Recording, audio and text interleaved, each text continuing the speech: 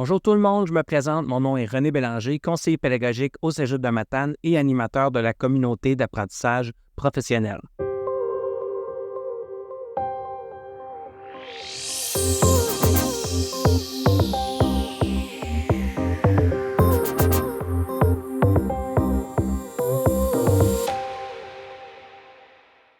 Tout le monde est bienvenu à ce troisième balado. Donc, le balado de la communauté d'apprentissage sur les pratiques à impact élevé, l'acronyme CAPIE. Donc, c'est un balado du Cégep de Matane qui donne la parole aux enseignants et aujourd'hui, exceptionnellement, aussi aux élèves engagés dans l'amélioration de la réussite. Aujourd'hui, on discute avec Marie-Pierre, enseignante en littérature, et on va accueillir aussi deux étudiants, donc Jules et Antoine, qui sont des élèves de la classe de Marie-Pierre. Bonjour Marie-Pierre. Bonjour. Alors, tu viens nous parler aujourd'hui de quoi? Comme présentation de partage d'expertise. Oui, moi, j'ai fait plusieurs lectures sur l'enseignement explicite, puis je suis tombée sur la méthode de l'écriture zéro faute de Benoît Chaussé. Donc, c'est ce que j'aimerais aborder avec vous aujourd'hui. Je te corrige juste un petit peu. C'est pas mes élèves dans ma classe, c'est mes élèves en tutorat de petits groupes, oui, qui ont accepté de venir parler avec nous. Oh, mais super, merci de la précision. Quel est ton rapport à ton développement professionnel puisque tu participes à la CAPIE? C'est important pour moi, le développement professionnel. Ça fait plusieurs années que je suis sur la CAPIE. J'aime lire, j'aime m'informer, me former. Donc, pour moi, c'est un privilège là, qu'on ait accès à une CAPIE au Cégep de Matane. Puis, j'espère que les élèves peuvent en bénéficier. Mais c'est ce qu'on va peut-être entendre tantôt, j'espère.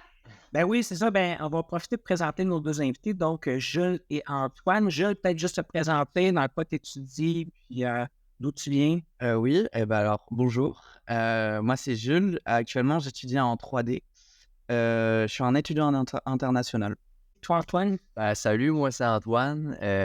Moi, j'étudie en sciences humaines, puis j'ai assisté à la CAF pendant la deuxième session d'hiver d'automne. OK. Pour tes difficultés en français, C'est sûr. D'aide en français. Ben, merci, Antoine. Fait que, parle-nous un petit peu, c'est quoi ce qui a été mis en place, en fait, Marie-Pierre, pour les étudiants, justement, par rapport à ce groupe de travail. En fait, c'est des petits groupes, là, des étudiants qui étaient invités à venir travailler là, en sous-groupe là, dans la classe. Oui, exact. Donc, c'est l'approche de l'écriture zéro faute, comme je le disais tantôt. Ça a été adapté au collégial par Anne Dupuis et Liette Lavoie, qui sont co-responsables, oui, du centre d'aide du Cégep Saint-Laurent. Donc, moi, je me suis vraiment basée sur les lectures que j'ai faites d'elle puis de Benoît Chaussé pour offrir un suivi individualisé, je vais le dire, mais en petits groupes. Donc, on était des groupes de 2 ou 3, plutôt que faire du tutorat individuel avec des élèves qui se sont inscrits d'eux-mêmes, disant avoir des difficultés en français écrit ou voulant s'améliorer. Et puis, comment ça fonctionne, comment je l'ai adapté, moi, c'est que dans les petits groupes, chaque élève a un outil, une feuille sur les classes des mots.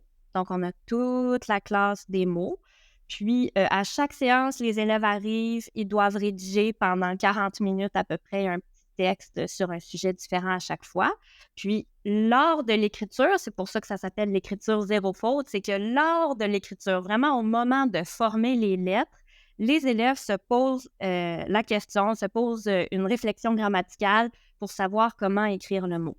Donc, l'objectif de cette approche-là, c'est pas d'écrire puis de réviser sa copie en corrigeant, c'est vraiment d'écrire en essayant de faire zéro faute. Et donc, moi, je m'assois à côté de chacune, puis je les regarde écrire, je leur pose des questions, puis la première question, c'est toujours, c'est quoi la classe du mot? Comment tu fais pour en être certain? Est-ce que tu peux me le valider? Comment ça s'accorde? Tout ça. Donc, je me promène là, de chaise en chaise pour vraiment être assise à côté de chacune.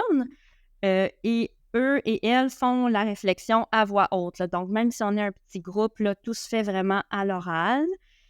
Puis ça impose aussi de ralentir le rythme parce que les élèves ont tendance à écrire très, très vite puis ensuite se corriger. Mais là, c'est vraiment tout un autre système, si on veut, d'écriture. C'est que là, il faut ralentir le rythme et poser les questions au moment où on écrit le mot. Je ne sais pas si c'est clair, René. Oui, puis c'est un peu comme, ça me rappelle un peu l'enseignement explicite pour apprendre à s'auto-questionner. En fait, le mot, c'est dans quelle classe, en fait, le mot est, puis bien comprendre quand tu écris.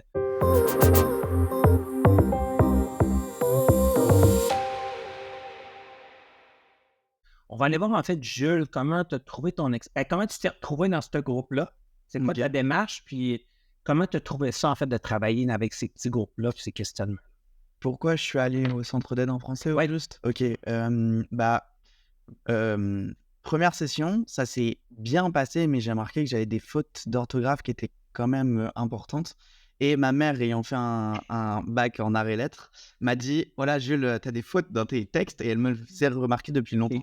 Et en France, on n'a pas ce service de centre d'aide en français. Donc j'ai vu que c'était une opportunité et je me suis dit go. Sauf que j'ai pas été pris à la première session. C'est pas grave, j'ai été pris à la seconde, donc tant mieux. Oui, c'est vrai, il faut dire là, que tu sais, le suivi dont je parle, c'est vraiment associé au centre d'aide en français là, du cégep. Et puis, Jules, comme il l'a dit, il était sur une liste d'attente. Je pense que c'était aussi le cas d'Antoine à la session d'automne. Donc, une des solutions qui a été apportée, c'était justement les petits groupes pour pallier le manque là, de ressources d'effectifs. Fait que là, tu t'es retrouvé en classe. Comment ça se passait quand tu allais dans le groupe?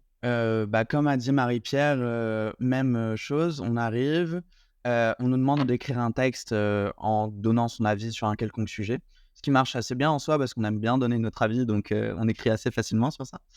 Et à force d'écrire, Marie-Pierre arrive, nous fait réfléchir à la classe des mots et là où il pourrait y avoir potentiellement des fautes, et après on corrige.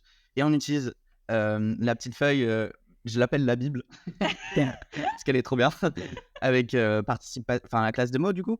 Et surtout pour moi, là où j'avais vraiment du mal, c'était participe passé. Puis pendant tout le long, là, je me suis vraiment entraîné sur le participe passé. Et quand on repartait, on pouvait demander des exercices. Et du coup, j'en demandais, pour mon cas, c'était le participe passé. OK, pour retravailler. Ouais, chez soi, ouais. Est-ce que tu as senti que ça t'a aidé? Tu as pris un temps d'arrêt pour comprendre? Carrément. Ouais. C'est surtout que jusqu'ici, c'était un peu flou. Je ne savais pas quelles règles appliquer ou quoi que ce soit. Et maintenant qu'on m'explique les règles et que là où j'ai des questions, parce que des fois c'est un peu compliqué, il y a des exceptions à droite à gauche en fait, on peut me les expliquer, je les retiens et comme ça c'est moins flou quand ce que j'écris et à des endroits où je pourrais avoir des doutes en fait. Donc, ça a été vraiment utile. OK. Merci Jules. Antoine, toi, comment ça s'est passé? Tu as fait le centre d'aide en français aussi. Ouais. Puis après, tu t'es ramassé dans le sous-groupe, en fait. J'ai été dans le sous-groupe tout de suite. Tout de suite, OK. Parce que c'est sûr, j'avais fait une demande, puis ça n'a pas marché. Là. OK. Mais pour faire bref, j'ai tout le temps eu de la misère en français. Puis, fait que c'est ça. Puis sinon, c'est drôle. Tu dis qu'il faut prendre notre temps, mais je trouve que tu t'en gagnes beaucoup plus en faisant la méthode. Puis, tu sais, je vais pas faire un résumé de qu'est-ce qu'on fait là-bas, parce que Jules a pas mal dit ça, mais c'est vraiment le fun. Ça m'a beaucoup aidé. Puis, tu vois la progression du français, ça prend pas longtemps. Ouais. Quelques petites séances, puis tu vois déjà une amélioration. Là. Ah oui, c'est incroyable. Ouais, carrément. Puis là, j'ai sélectionné les élèves quand même avec nous. Là, j'ai vu la progression, c'est fou. Puis, tu sais, c'est que les élèves, quand ils arrivent au cégep, souvent, ils fonctionnent par truc. Ouais. Mais comprendre, est-ce que c'est un verbe, est-ce que c'est un nom, est-ce que c'est un adjectif, c'est pas là. Puis là, avec ces deux élèves-là, c'est solidement là. Tu sais, ils pourraient te l'expliquer sans problème. Vous avez vu des résultats? Toi, tu as vu, Jules, des résultats dans tes... comme tu vas dans tes cours, tu te rappelles ces trucs-là, tu utilises les mêmes outils? Ouais, carrément. Même pas forcément dans mes cours, mais même dans mon temps libre ou quoi que ce soit.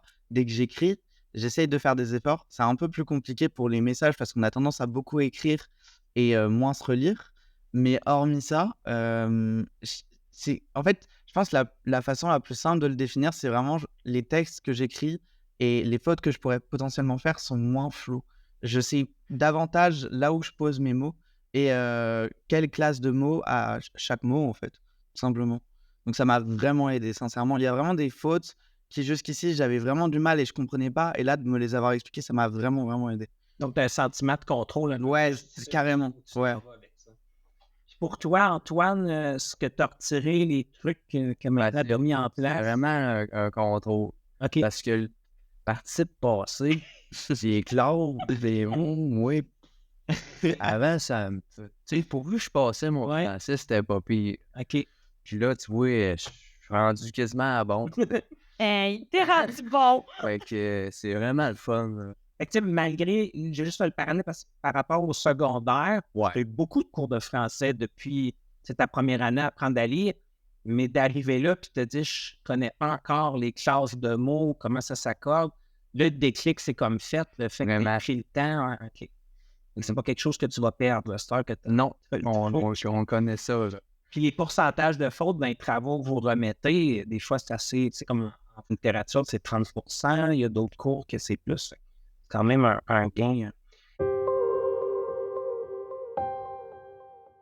Est-ce que vous, je vous lance à vous deux, qu'est-ce que vous diriez à d'autres étudiants qui ont de la difficulté? Qu'est-ce que vous leur conseilleriez?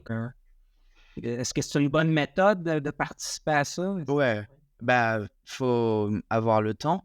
J'avais proposé à d'autres de mes amis, mais il y en a qui se plaignent de ne pas avoir assez de temps.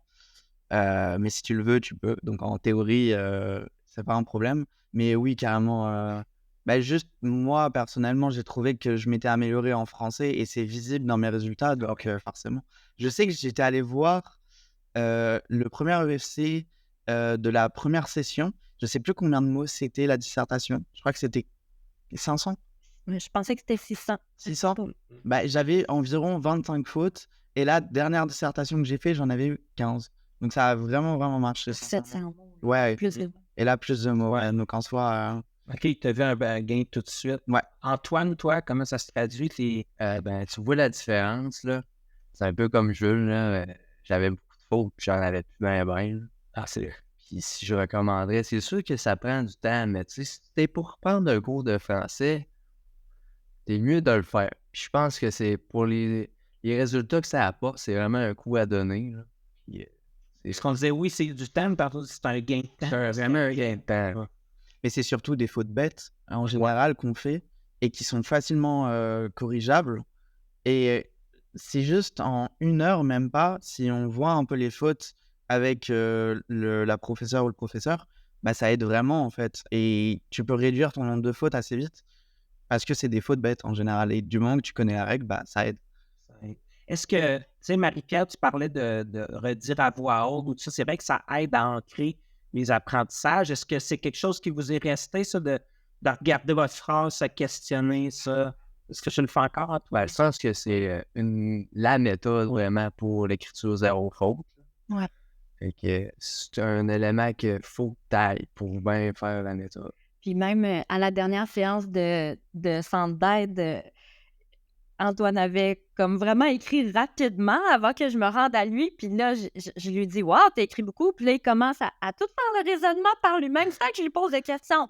Il avait, je mets pas d'accent, tu sais, mordu, tu sais, il disait tout. C'était comme, ah ouais, c'était vraiment un beau récital. Ça reste, hein? C'est vraiment... Ces trucs-là, ça va te rester aussi. Ben écoute, c'est un peu, je ne sais pas si Marie-Pierre, tu veux ajouter quelque chose. Est-ce que dans cette méthode-là, il y aurait peut-être des choses à améliorer ou peut-être même toi, Marie-Pierre, ou vous autres, les gars, le fonctionnement comme tel, ça correspond-tu? Parce que vous avez dit que vous allez être en attente, tout ça, bon, ça arrivé des fois à l'autre session. Est-ce que vous avez des recommandations, par exemple, pour le cégep, pour la méthode? Pour la méthode en elle-même, c'est la seule perspective que j'ai de pouvoir me corriger. Donc, j'ai pas vraiment de choses à dire sur ça. Parce que juste ici, je me corrigeais pas vraiment. Mais pour ce qui est du centre d'aide en français, j'étais un peu déçu de la session dernière de ne pas être pris. Mais ça, c'est plus un problème que... j'imagine il y a trop d'élèves ou quoi que ce soit. Donc, c'est un autre problème, quoi. Okay. Moi, j'aurais une petite question pour vous. Est-ce que vous trouviez ça gênant d'être avec d'autres et de devoir dire à voix haute vos questionnements, vos réflexions par rapport à ce que vous veniez d'écrire? Hein? Est-ce que ça vous a gêné? Est-ce que ça vous a bloqué? Ben moi, c'est quelque chose que je voulais, être en groupe, parce que justement, moi, savoir qu'est-ce qui bloque chez quelqu'un, j'aurais eu un avantage là-dessus, pareil. Fait que c'est vraiment de quoi que je voulais faire. Là. Ça t'encourageait d'entendre les autres puis les difficultés des autres? Ben, c'est ça. Je fais ça dans tout, là, d'un coup. Fait que... Même chose en soi. L'histoire du CES, SES de Chloé, je crois que c'était son problème à la dernière session. Enfin, dernière séance. C'était un problème que j'avais pas vraiment remarqué. Tu l'as cité devant nous tous, puis ça m'a aidé, moi, et j'étais prêt à écouter, quoi. Donc, l'entraide, d'être ensemble, d'entendre les autres, ça devient aussi vos difficultés que vous avez. Donc, ça vous aide. Ben, écoute, c'est déjà la fin du podcast. Un immense merci pour votre partage. Puis les gens vont écouter ça, peut-être qu'ils vont pouvoir s'inscrire au zéro. On est prêts. Merci de votre générosité. Puis le prochain balado.